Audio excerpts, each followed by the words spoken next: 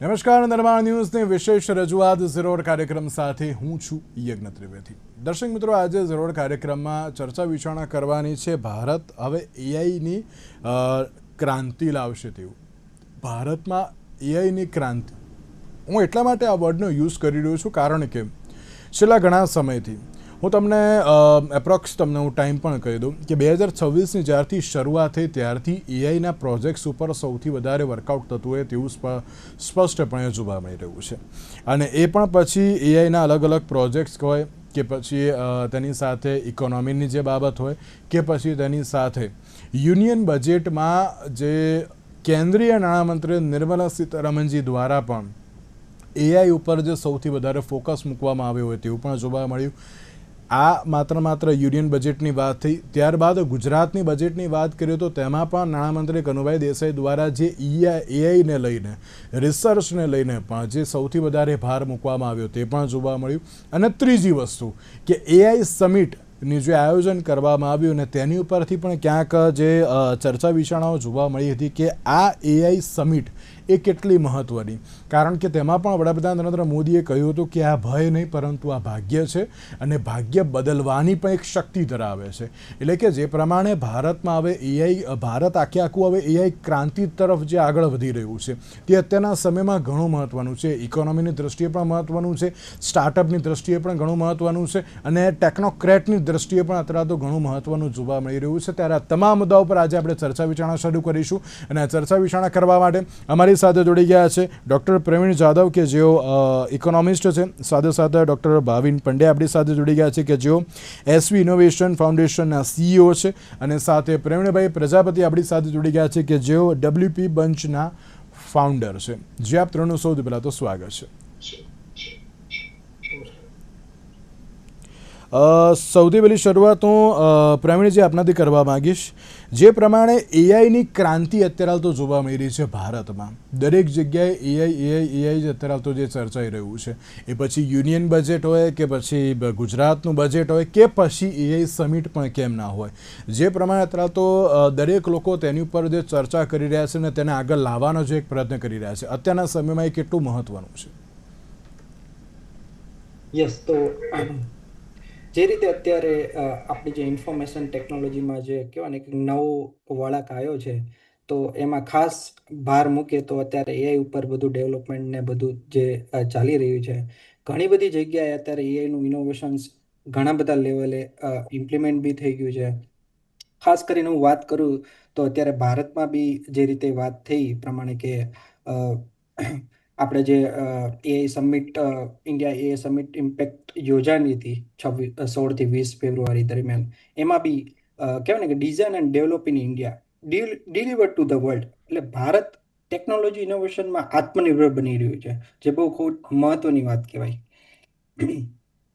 તો ખાસ કરીને હું એટલું કહીશ કે એઆઈ અત્યારે કે ને દરેક ક્ષેત્રનું ઇન્વોલ્વમેન્ટ કરી રહ્યું છે અને આગળના દિવસોમાં બી બધી જગ્યાએ એઆઈનું ઇનોવેશન જોવા મળશે. બિલકુલ સાચી વાત છે. એટલા જ માટે એમ કહેવાય છે કે જ્યારે એઆઈ આવશે એ ઘણી મહત્વની હશે. प्रवीण जी, जादव जी, जिस तरीके से अगर हम आज की बात करें तो सेंट्रल गवर्नमेंट हो या स्टेट गवर्नमेंट हो, दोनों अभी एआई के तरफ झुकाव सबसे ज़्यादा है. दोनों गवर्नमेंट यही सोच रही है कि नहीं, अगर हम एआई में कुछ ना कुछ नया करें, अगर रिसर्च के ऊपर अगर हम फोकस करें तो हमारी जो इकोनॉमी है वो भी बूस्टअप हो सकती है. तो आप इकोनॉमिक की पर्सपेक्टिव से आप भी कैसे देख रहे हो कि एआई क्या लग रहा है कि अभी कुछ दिनों में नई क्रांति लाएगा भारत में?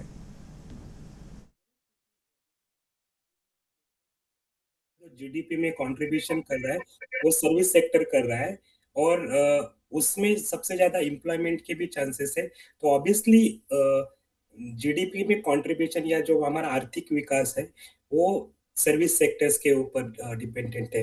और सर्विस सेक्टर में एक इम्पोर्टेंट जो कंपोनेंट अभी उभरता क्षेत्र है वो एआई है. तो मुझे लगता है कि ओवरऑल एम्प्लॉयमेंट पर्सपेक्टिव से as well as from the जो भी इनकम पर्सपेक्टिव से हमारा जो ये एआई क्रांति है वो सबसे इम्पोर्टेंट है. और अभी आप देखते होंगे क्योंकि अभी ग्लोबल इकोनॉमी में बहुत सारा अनसर्टेनिटी है. अभी हम देखते हैं कि यूएस का आप अभी तो न्यूज में सुनते ही होंगे, हर दिन एक नया समाचार आ रहा है कि यूएस ने इतना % इम्पोर्ट ड्यूटी लगाया। उसके बाद अभी कल ही सुप्रीम कोर्ट ने उन्होंने बोल दिया कि ये सही नहीं है। तो उस सिचुएशन में हमें एक अल्टीमेट सोर्स चाहिए कि जिसके, और हमें एक ऐसा पॉइंट चाहिए, क्योंकि सर्विस सेक्टर ये क्या है ना, बहुत वोलेटाइल होता है। क्योंकि सपोज एक ही जैसे कंट्री से हमें ज्यादातर डिमांड मिलेगी, तो वो भी सही नहीं है। तो सपोज हम सर्विसेज सेक्टर पे अमेरिका के ऊपर ही डिपेंड रहेंगे, तो वो सही नहीं है। बट हमें कोई एक ऐसी चीज बनानी चाहिए, या एक कोई चीज ऐसी होनी चाहिए जिसके ऊपर हमारा एक एडवांटेज होना चाहिए। तो मुझे लगता है कि ये इंडस्ट्री है, उसमें हम यदि ग्लोबल लीडर बन जाते हैं, तो ऑब्वियसली उसका एक लॉन्ग टर्म इम्पैक्ट जो है हमारे इकोनॉमी पे पड़ेगा। जैसे आपने अभी देखा होगा कि जो एआई इम्पैक्ट समिट 2026 में अभी जस्ट हुआ, तो गूगल, एनवीडिया हो गया, माइक्रोसॉफ्ट हो गया, रिलायंस जैसे कंपनी में लाइक अरबों डॉलर की निवेश की घोषणा की। तो ऑब्वियसली जब भी ये इन्वेस्टमेंट इंडिया में होगा, तो जब इन्वेस्टमेंट बढ़ेगा, तो because it is a important component of और ग्रोथ डोमेस्टिक प्रोडक्ट, तो उसका भी सीधा असर हमारा लॉन्ग टर्म इकोनॉमिक ग्रोथ के ऊपर पड़ सकता है। जैसे विशाखापट्टनम में एआई डेटा सेंटर की बात हो रही है, जामनगर में गीगावाट स्तरीय एआई फैक्ट्री की बात कर रही है, तो उसकी वजह से एक सीधा इम्पैक्ट होगा। बट लाइक ना, बहुत सारे लोग बोलते हैं कि नहीं, एआई की वजह से जॉब चले जाएंगे। तो बट मुझे लगता है कि जब कंप्यूटर भी इंडिया में आया था, तो बहुत सारे ऐसे आपने देखा होता ग्रुप डिस्कशन चल रही थी, या डिस्कशन पॉइंट्स यही था कि नहीं, कंप्यूटर की वजह से बहुत सारे लोगों का जॉब चला जाएगा। बट हमें ये देखना चाहिए कि कोई भी टेक्नोलॉजी जब आती है, उसका ओवरऑल इम्पैक्ट इकोनॉमी पे क्या होगा, कितना प्रोडक्टिविटी बढ़ रहा है। जो ऑब्वियसली जॉब डिस्प्लेसमेंट होगा, बट हमें एक ही तरफ से नहीं देखना चाहिए कि हमारा इनकम कितना जनरेट हो रहा है, और उसके आगे लाइक उसके कंपैरिजन में हमारा लॉस कितना है। यदि हमारा जो ओवरऑल जो प्रॉफिट है वो ज्यादा है, तो उस टेक्नोलॉजी का हमें अवलंबन करना चाहिए। और मैं जब दिल्ली में एक like earlier NITI Aayog planning commission से जाना जाता था, तो उस पे हमने एक काम किया था कि इंडिया से टेक्नोलॉजी इंटेंसिव एक्सपोर्ट कैसे बढ़ाना चाहिए। ये क्यों जरूरी है, क्योंकि अभी जो भी हम एक्सपोर्ट करते हैं वो बल्कि एक्सपोर्ट करते हैं मार्केट में, तो हमें उसका जो रिटर्न से बहुत कम मिलता है, बट उसका ट्रांसपोर्टेशन और अदर कॉस्ट ज्यादा होते हैं। तब उस समय ही हमने लाइक 12 5 ईयर प्लान की बात है, तो हमने सोचा था कि इंडिया को एक टेक्नोलॉजी इंटेंसिव कंट्री बनाना है। तो जब वो बनेगा, तो हमारा एक्सपोर्ट का जो वैल्यूम कम होगा, लेकिन जो उससे रिटर्न आएगा वो ज्यादा होगा। तो मुझे लगता है कि उस पर्सपेक्टिव से भी लाइक एक्सपोर्ट अर्निंग भी हमारी बढ़ सकती है, यदि हम ये एआई लाइक नॉट ओनली हम क्रिएट करें, बट उसका एक्सपोर्ट भी करें, तो उसका एक काफी अच्छा इम्पैक्ट हमारे देश की इकोनॉमी पे हो सकता है। બિલકુલ બિલકુલ અને અત્યારના સમયમાં એઆઈ પર જે પ્રમાણે વિશેષ જે અત્યારે ધ્યાન આપવામાં આવે છે, હું જ્યારે યુનિયન બજેટની વાત કરું તો યુનિયન બજેટમાં 1000 કરોડની જે ફાળવણી કરવામાં આવી છે ઇન્ડિયા એઆઈ મિશન અંતર્ગત, અને તેમાં પણ જે એઆઈના વિકાસ માટે અને સંલગ્ન કાર્યક્રમો માટે પણ અત્યારે તેના માટે ફાળવણી કરવામાં આવી છે. પ્લસ હું ગુજરાતની વાત કરું તો ગુજરાતમાં પણ જે 850 કરોડની જે ફાળવણી કરવામાં આવી છે બજેટમાં, એન્ડ સ્પેસિફિક એઆઈ અને ડિજિટલાઇઝેશન માટે, અને તેમાં એમ કહ્યું છે કે એઆઈ અને ડિજિટલ ગવર્નન્સ વધારવા માટે ડેટા ફ્યુઝન સેન્ટર હોય કે બધી સાયબર સેન્ટર ઓફ એક્સેલન્સ હોય, તેની ઉપર વધુ પડતું ફોકસ હવે ગુજરાત સરકાર પણ આપશે તેવી પણ એક બાબત જોવા મળી છે. એટલે ભાવિનભાઈ, અત્યાર સુધીમાં એમ કહેવાય ને કે આપણે એઆઈ સમિટ હોય કે પછી એઆઈના અલગ અલગ મુદ્દાઓને લઈને તો ચર્ચા કરતા હતા, પણ એઆઈની ક્રાંતિને લઈને હજુ સુધી આપણે કોઈ વાત નથી કરી. સ્ટાર્ટઅપ અને તેની સાથે આત્મનિર્ભર ભારત, એ બધા પ્રોજેક્ટને અત્યારે જો એઆઈ ઉપર જ ક્યાંક ફોકસ કરવામાં આવે તો પણ ક્યાંક હજુ નવી મોટી ક્રાંતિ આવી શકે તેવી પણ શક્યતાઓ છે. આપ તેને કઈ રીતે જોઈ રહ્યા છો? હા, બહુ સાચી વાત કરી યજ્ઞજી તમે, કે અત્યારે જે ક્રાંતિની શરૂઆત થઈ ચૂકી છે, અને એમાં હું થોડા ફેક્ટ્સ તમને કહીશ કે એટ પ્રેઝન્ટ એઆઈનો અત્યારે $1.6 બિલિયન માર્કેટ છે. એ 2034 સુધીમાં તમે જુઓ ને $13.5 બિલિયન થઈ જશે. હવે આ એઆઈ ક્રાંતિમાં ભારતે જોડાશે, અને એના માટે જ જે અત્યારે આ 16 થી 20નો જે આખો સમિટ કરવામાં આવ્યું, ઇમ્પેક્ટ સમિટ, એનું બેકલોગ પણ તમે થોડું જોઈ લો. 2023માં યુકેમાં એઆઈ સેફ્ટી સમિટ કરવામાં આવી હતી. 2024માં એના પછી 16માં એક સમિટ થઈ કોરિયા, અને 2025માં એક્શન સમિટ પેરિસમાં થઈ, અને 2026માં એઆઈ ઇમ્પેક્ટ સમિટ ઇન્ડિયામાં થઈ. ગ્લોબલ સાઉથની સૌથી મોટી જો એક સમિટ હોય તો એ આપણા દેશે કરી. એમાં 500 ટેકનોક્રેટ્સ અને એઆઈ એક્સપર્ટ્સ અને લગભગ 2.5 લાખ વિઝિટર્સ અને 25 કન્ટ્રીઝના વડાઓ જે એક્સપર્ટ્સ છે કે તેના કોર્પોરેટ્સ છે. અને આપણે બધા જાણીએ છીએ કે અત્યારે જે ટોપ 20, તમે જો આપણે વેલ્યુએશનની વાત કરીએ તો હું નોર્મલી એવું કહેતો હોઉં છું કે યુએસની ખાલી તમે ટોપ 5 ફર્મ્સ લઈ લેશો ને તો એનું કમ્બાઇન્ડ વેલ્યુએશન છે ને $20 ટ્રિલિયન કરતા વધારે છે. અને ખાલી એનવીડિયા ખાલી એક કંપની છે, એનું વેલ્યુએશન લઈ લો તો ઇન્ડિયાના જીડીપી બરાબર છે, $4.6 ટ્રિલિયન. ત્યાંની એક કંપની એ આખા ભારત દેશના જીડીપી બરાબર છે. એટલે ક્રાંતિ ને આ બધી વાત આપણે કરીએ છીએ બરાબર, માં બધાને હવે આખી દુનિયાને અને ભારતને ખબર પડી ગઈ છે. માનનીય વડાપ્રધાનશ્રીએ તો એટલા માટે જ બહુ હાકલ કરી છે. અત્યારે આખા ભારતના લગભગ બધા ગવર્મેન્ટ એમ્પ્લોઈઝ માટે પણ એઆઈ ટ્રેનિંગ કમ્પલસરી થઈ ગઈ છે. ગવર્મેન્ટ પ્રોફેસર્સ માટે પણ થઈ જશે અને એમ્પ્લોય માટે પણ થઈ જશે કમ્પલસરી એઆઈ ટ્રેનિંગ. કારણ કે અમને ખબર છે કે હવે બધું એઆઈ થી થવાનું છે. હવે જુઓ કે ક્રાંતિ કઈ રીતે થશે. પહેલા ખાલી ચેટબોટ્સ પર અને ચેટ જીપીટી, સેમ ઓલ્ટમેનની જે કંપની છે આપણે ઓપન એઆઈ, એ સિસ્ટમ ચાલતી હતી. પણ ધીમે ધીમે હવે દરેક જે એડિશનલ ફંક્શન છે એમાં ઇમેજ પ્રોસેસિંગ છે, જેમિન જે ગૂગલનું જેમિની છે, ને ઘણા બધા છે, રોબોટિક પ્રોસેસ ઓટોમેશન, એટલે આખી કંપનીઓ જે એમએસએમઈ અને મોટી ફેક્ટરીઝ છે એઆઈ થી ચાલે છે. કન્ટેન્ટ ક્રિએશન માટે છે એજન્ટિક એઆઈ, એનું અલગ કામ કરી રહ્યું છે. વિડીયો ક્રિએશન માટે એઆઈ નો ઉપયોગ થઈ રહ્યો છે. વાઇબ કોડિંગ એટલે તમને કે મને અત્યારે એઆઈ આવતું નથી. હું મેનેજમેન્ટનો પીએચડી છું, ભલે 25 વર્ષથી એમબીએ ના સ્ટુડન્ટ્સ ભણાવું છું, પણ હવે હું કોડિંગ એટલા માટે કરી શકીશ એઆઈમાં કારણ કે હું ખાલી એમને પ્રોમ્પ્ટ આપીશ ઇંગ્લિશમાં કે વોટ આઈ વોન્ટ, એના બેઝ પર કોડિંગ થઈ જશે. It's called vibe coding. એના સિવાય તમે જુઓ કે એન્થ્રોપિક એઆઈના જે રિવોલ્યુશન છે, રેપ્લિટ અને કર્સર, એ બે એટલા મોટા રિવોલ્યુશન છે જેના કારણે અમેરિકાની જે એઆઈ કંપનીના સ્ટોક માર્કેટ ક્રેશ થવા માંડ્યા. આ ક્રાંતિ આવી છે પણ એમાં બદલાવ એટલા ઝડપી હશે કે તમે કે હું એની કલ્પના પણ અત્યારે નહીં કરી શકીએ. એટલા માટે એક્શન પ્લાન શું છે? ઇન્ડિયાના બે મોટા business houses, Reliance industry $110 billion એટલે 10 લાખ કરોડ આવનારા 7 વર્ષમાં ખર્ચશે. અદાની એન્ટરપ્રાઇઝ છે $100 બિલિયન 9 લાખ કરોડ આવનારા 7 વર્ષમાં ખર્ચશે. ટુગેધર $210 બિલિયન 19 લાખ કરોડનું ઇન્વેસ્ટમેન્ટ જો અત્યારે જે સોવરિન અંડરટેકિંગ આપ્યા છે, જો એ પ્રમાણે થાય અને એ કંપનીઓ કરે તો તમે ખાલી કલ્પના કરો કે કદાચ એવું બને કે 7 વર્ષ પછી ઇન્ડિયા દુનિયાનું નંબર 1 એઆઈ હબ બની જાય અને બધી ટેકનોલોજી અહીંથી આપણે એક્સપોર્ટ કરી શકીએ, સર્વિસીસ એક્સપોર્ટ કરી શકીએ.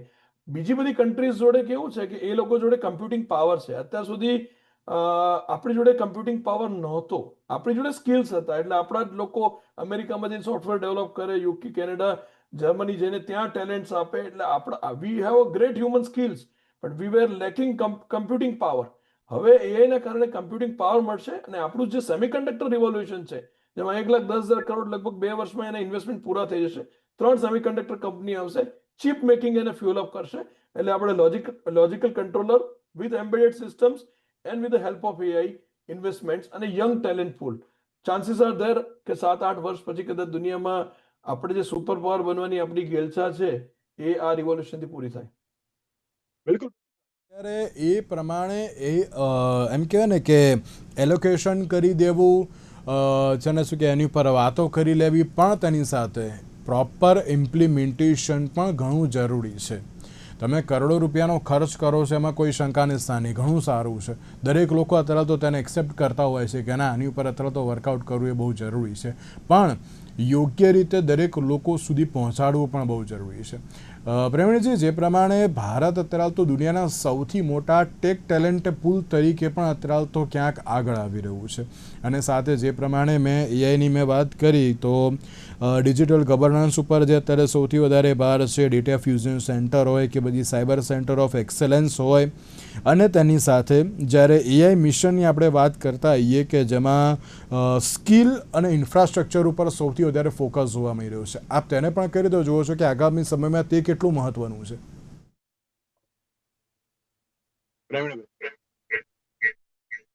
યસ સગનજી. સો હું એક બીજી બી વાત આમાં એડ કરવા માંગીશ કે જે રીતે આપણી જે ઇન્ડિયા એઆઈ ઇમ્પેક્ટ સમિટ થઈ હમણાં 16 થી 20 ફેબ્રુઆરીમાં, તો ભારતે પોતાનું એઆઈ મોડલ માનવ રજૂ કર્યું છે, જે દર્શાવે છે કે ભારત ટેકનોલોજી ઇનોવેશનમાં આત્મનિર્ભર કેવી રીતના બની રહ્યું છે. તો તમે જે વાત કરી કે ભાઈ ક્રાંતિ, તો આ આપણી ક્રાંતિ ઓલરેડી ચાલુ થઈ ચૂકી છે. ઇન્ડિયાની એઆઈમાં ક્રાંતિ ઓલરેડી ચાલુ થઈ ચૂકી છે, જે ઘણી જગ્યાએ ઓલરેડી ઇન્વોલ્વમેન્ટ કરી રહી છે. જે રીતે આપણા પ્રાઇમ મિનિસ્ટર સાહેબે જે માનવ એઆઈ નું મોડલ જે રજૂ કર્યું છે, એમના એક્ઝામ્પલ સાથે ઘણું બધું કહી જાય છે કે આપણે એઆઈ ની ક્રાંતિમાં ક્યાં સુધી આત્મનિર્ભર તરીકે ઇનોવેશન કરી રહ્યા છીએ. બિલકુલ બિલકુલ સાચી વાત છે. એટલા જ માટે અત્યારમાં આ એટલું જ જરૂરી છે. सादे जादव जी, मैं एक बात और एक आपसे पूछना चाहूँगा कि आपने सर्विस सेक्टर के बारे में आपने बात की और साथ में जिस तरीके से आपने ये भी कहा कि नहीं अभी के समय में एमएसएमई के लिए भी एआई बहुत ही ज़रूरी है, तो जादव जी हम ये कह सकते हैं कि अगर हम स्किल के ऊपर अगर फोकस करें, स्किल और इंफ्रास्ट्रक्चर के ऊपर अगर हम फोकस करें, तो एआई को लेके भी अभी जो भी कोई आइडियाज़ है उसके ऊपर भी जल्दी से इम्प्लीमेंटेशन हो सकता है, क्योंकि अगर स्किल के ऊपर ही अभी कोई सबसे ज़्यादा कहीं फोकस नहीं देखने को मिला, अगर इंफ्रास्ट्रक्चर के ऊपर ही नहीं होगा तो लोग सीखेंगे कहाँ से, कैसे उसको इम्प्लीमेंट भी करेंगे. तो अब सबसे ज़्यादा ज़रूरी है स्किलिंग और इंफ्रास्ट्रक्चर. आप कैसे देख रहे हो इसको भी? ये आपने बहुत ही अच्छी बात कही, क्योंकि किसी भी चीज को इम्प्लीमेंट करने के लिए उसका जो ह्यूमन कैपिटल जिसको हम बोलते हैं, या स्किल मैन पावर जिसको हम बोलते हैं, वो बहुत जरूरी होता है. तो आई थिंक जैसे मेरा ही इंस्टीट्यूट है जो आईआईटी रैम है, उसमें एक centre of excellence for artificial AI and machine learning बनाया गया है. तो मुझे लगता है ये ऐसे कई सेंटर्स हमें यूनिवर्सिटीज में खोलना चाहिए, और उसके वजह से एक हम ट्रेंड मैन पावर, क्योंकि किसी भी इंडस्ट्रीज को चलने के लिए जो ट्रेंड मैन पावर नहीं होगी तो वो बहुत ही एडवर्स इम्पैक्ट उसका हो सकता है. तो ऐसे हमें सेंटर्स खोलने की जरूरत है. बट उसके साथ मुझे ये भी कहना है कि हम एआई का जो उपयोग है कौन से सेक्टर में किस तरीके से कर सकते हैं, उसका भी ट्रेनिंग देना जरूरी है. जैसे हम अभी देखते हैं कि एग्रीकल्चर सेक्टर जो इंडियन इकोनॉमी में है, उसमें सबसे ज्यादा एम्प्लॉयमेंट में है, लेकिन जो कंट्रीब्यूशन टू जीडीपी वो सबसे कम है. तो उस पे हम एआई और मशीन लर्निंग एक इफेक्टिव वे में एक इकोनॉमिक इफेक्टिव तरीके से कैसे इंप्लीमेंट कर सकते हैं, उसको उसका भी ट्रेनिंग देना जरूरी है. जैसे मुझे लगा कि जो हम प्रिसीजन एग्रीकल्चर एक प्रैक्टिसेस बोलते हैं, जिसमें हम एआई और मशीन लर्निंग यूज कर सकते हैं, तो उसका भी एक काइंड ऑफ अ ट्रेनिंग वो हमें फार्मर्स को भी देना चाहिए, not only for elite class of people, but हमें ओवरऑल इकोनॉमिक डेवलपमेंट करना है, नॉट ग्रोथ. क्योंकि ग्रोथ तो जस्ट पेट बढ़ा तो भी ग्रोथ होता है. डेवलपमेंट में हमारा ओवरऑल बॉडी एक फिट होना चाहिए. तो उसी तरह के किसी देश को फिट बनना है तो डेवलपमेंट और सस्टेनेबल डेवलपमेंट के तरफ जाना है. तो जो भी सेक्टर लैकिंग कर रहे हैं उस पे हम एआई एंड मशीन लर्निंग कैसे यूज कर सकते हैं, उसके हमें देखना जरूरी है. और वो फाइनेंशियली वायबल नहीं है, तो जैसे कोऑपरेटिव या सर्विस बेस्ड मॉडल उस पे हमें कैसे लाना चाहिए, उसके ऊपर भी हमें ट्रेनिंग या कौशल्य जो लोगों को बताने की जरूरत है. तभी ये इम्प्लीमेंटेशन एज वेल एज उसका एक सही तरीके से ओवरऑल इम्पैक्ट हमारे डेवलपमेंट पे अच्छी तरीके से हो सकता है. બિલકુલ બિલકુલ બિલકુલ. રવિજી, આપણે પૂછવા માંગીશ કે અત્યારના સમયમાં લોકોને એઆઈ કેટલું યુઝ કરવું ને કઈ રીતે યુઝ કરવું એ પણ હવે શીખવાડવું બહુ જરૂરી બની ગયું છે એવું લાગી રહ્યું છે આપને? હાજી, 100% સાચી વાત છે. કેમ કે હજી કેવું છે, આપણે બધા એઆઈ કરીએ છીએ, પણ એઆઈ નો ખરેખર યુઝ છે એ જાણવો બહુ જ ખૂબ જરૂરી છે. કેમ કે અત્યારે જોવા જઈએ તો એઆઈમાં લોકો આ જે રીતના ફોટા અને બધું જનરેટ કરી રહ્યા છે, પણ ઇન્સ્ટન્ટ ઓફ ઈ તો બરોબર છે, ફોટા આપણે ત્યાંથી ઘણા બધા જનરેટ કરી શકીએ છીએ અલગ અલગ વર્ઝનના. પણ મેન આપણે જોવા જઈએ તો એઆઈ નો ઇમ્પેક્ટ ત્યાં આવશે કે જ્યાં ઓટોમેશન કરશે, જ્યાં ખરેખર મેન્યુઅલ વર્ક થઈ રહ્યું છે એને ઓટોમેશનમાં ટ્રાન્સફર કરવું. એટલે કહેવાય ને કે જ્યાં આગળ વધારે પડતું આપણે ખોટું ઇન્વેસ્ટમેન્ટ કરી રહ્યા છે, ફોર એક્ઝામ્પલ આઈટી કંપની છે, જે લોકો કોડિંગ કરી રહ્યા છે, તે તો બને એટલું એને ઓટોમેટ કરીને એઆઈ થી બનાવી શકાય એવી બી અત્યારે વર્કઆઉટ ચાલી રહ્યું છે ઘણી બધી આઈટી કંપનીમાં અને ઇનોવેશન્સમાં. એટલે ખરેખર એ બહુ જાણવું જરૂરી છે કે ક્યાં ક્યાં એઆઈ નું ઇમ્પ્લિમેશન કરી શકાય છે એઆઈની ટ્રેનિંગના માધ્યમથી. એના માટે જ આપણે ભારતની કેન્દ્ર સરકારે જે આ વખતે બજેટમાં વાત કરી છે કે 5 કહેવાય ને કે જે નેશનલ લેવલના સેન્ટરો ઓપન કરવામાં આવશે કે જ્યાંથી એઆઈની તાલીમ અને અને નોલેજ બધું શેર કરવામાં આપવામાં આવશે, અને જેથી કરીને લોકો એનાથી અવેર થાય અને એને કેવી રીતના ખરેખર યુઝ કરવું, અને ખાસ કરીને સિક્યુરિટી કન્સર્નથી અને આ બધું જાણવું બહુ જ જરૂરી છે. બિલકુલ સાચી વાત છે. અને ભાવિનભાઈ, એક બાબત એ પણ કે આપણે એઆઈની લઈને વાત કરી, પણ મેં અને જાદવજી એક બહુ મહત્ત્વનો પ્રશ્ન એ જ હતો કે what is about the skill અને ઇન્ફ્રાસ્ટ્રક્ચરનું શું? કારણ કે સેમિકન્ડક્ટરની આપણે જ્યારે વાત કરી હતી, ભાવિનભાઈ આપને યાદ હશે, તો એ વખતે પણ આપણે એક જ બાબત ઉપર ક્યાંક ચર્ચા હતી કે સ્કિલ અત્યારે હાલ તો જે શીખવવી બહુ જરૂરી છે, કારણ કે જે પણ સ્કિલ છે અત્યારે બહાર જતી રહે છે. આપણે અહીંયા ઇન્ફ્રાસ્ટ્રક્ચર આપો, અહીંયા અત્યારે તો સ્કિલ બેઝડ કાર્યક્રમો કરવામાં આવે, પછી આત્મનિર્ભર ભારત અને સ્ટાર્ટઅપ ઇન્ડિયાનો કોન્સેપ્ટ પણ ક્યાંક પાસ થઈ જશે, અને એ પણ સારી રીતે થશે. હું એમ નથી કહેતો કે ના અમુક જ ખાલી જે સ્ટાર્ટઅપ ઓપન થશે તેમ ઘણું સારી રીતે તેની ઉપર પણ ડેવલપમેન્ટ થશે. એટલે લાગે છે કે ના એઆઈ ક્રાંતિ, તમે જે રીતે કહ્યું કે ના આપણે ક્રાંતિની વાત તો કરીએ છીએ પણ ઘણો સમય લાગી જવાનો છે. જો આત્મનિર્ભર સ્ટાર્ટઅપ, સ્કિલ અને બધાની ઉપર જો ધ્યાન આપવામાં આવે તો એઆઈ ઉપર બહુ જલ્દીથી વર્કઆઉટ થઈ શકે ને તેવું લાગી રહ્યું છે. શું કહેવું આપ? એટલે એકદમ સાચી વાત છે, કારણ કે આપણે ત્યાં જે સૌથી મોટી અત્યારે મેં કીધું ને કે ચેલેન્જીસ એ હતી કોમ્પ્યુટિંગ અને નોલેજ મેનેજમેન્ટના જે ઇસ્યુઝ હતા. અને એક સરસ તમને કહું કે દુનિયામાં આજે ઓરેન્જ ઇકોનોમી પર ભાર મૂકવામાં આવે છે, કે ઓરેન્જ ઇકોનોમી એટલે એવી ઇકોનોમી કે જે યંગસ્ટર્સ ઇન્ટેલેક્ચુઅલ પ્રોપર્ટીઝ અને આઈડિયાસથી રેવન્યુ જનરેટ કરે, એ ગેમિંગમાં હોય, ડિઝાઇનમાં હોય કે કોન્ટેન્ટ ક્રિએશનમાં હોય. હવે અત્યારે આ જે એરિયાઝ છે ને, જેટલા એ બધા હું તમને હજી પણ કહી દઉં કે ગુજરાતમાં પણ પ્રોફેસર્સ કે લીડર્સ કે ઇવન એઆઈના જે આપણી જે કંપની છે એ બહુ ઓછા છે કે જેમને જીપીયુ ઉપર, ગ્રાફિકલ પ્રોસેસિંગ યુનિટ જે છે, જીપીયુ ડેવલપમેન્ટ કરવા પર ફોકસ કર્યો હોય.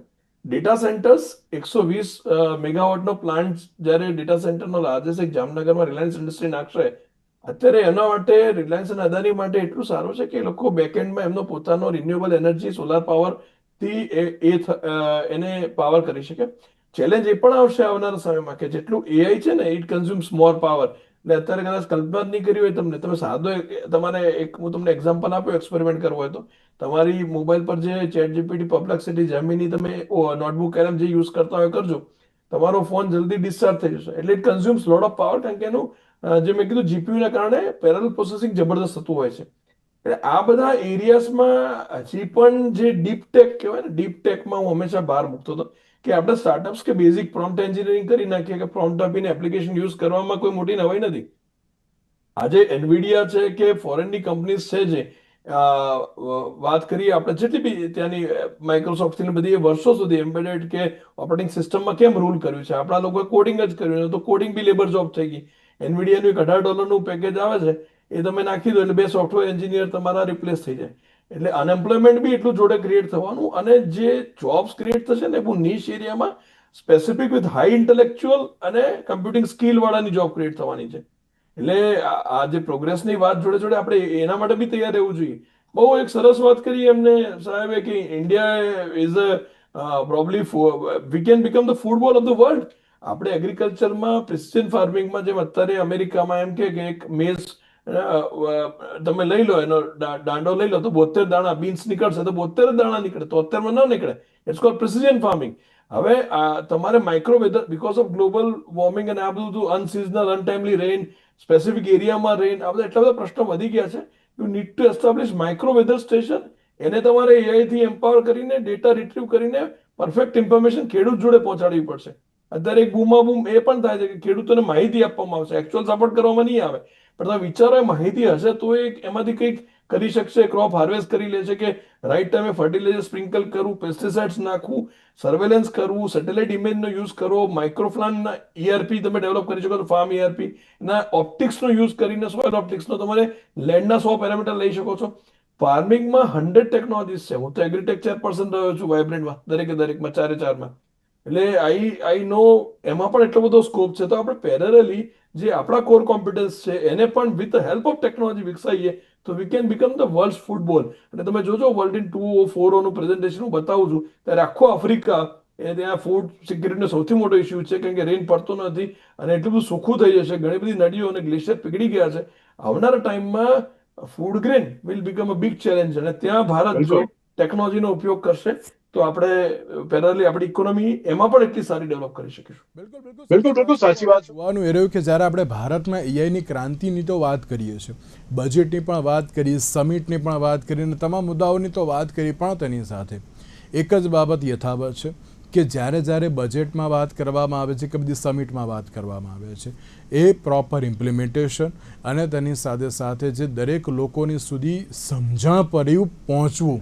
મેટા માટે જ મેં એક સવાલ કર્યો હતો કે એઆઈને યુઝ કેવી રીતે કરવું એ પણ હવે શીખવાડવું બહુ જરૂરી છે. એટલે હવે તેની ઉપર કેવી રીતે ફોકસ કરવામાં આવે છે આગામી સમયમાં તે તો હવે આવનારો સમય જ બતાવશે. અને તેની સાથે જ્યારે એઆઈની ક્રાંતિની તો વાત કરીએ છીએ, પણ એ કેટલી જલ્દીથી આવશે તે પણ હવે જોવાનું રહ્યું. તેની સાથે ભાવિનભાઈ જાદવજી અને પ્રવીણજી, આપ ત્રણનો આભાર અમારી સાથે ચર્ચા વિચારણામાં જોડાવા માટે. Thank you so much. તો દર્શક મિત્રો, આજના વિશેષ કાર્યક્રમ મને આપશે છે. નમસ્કાર.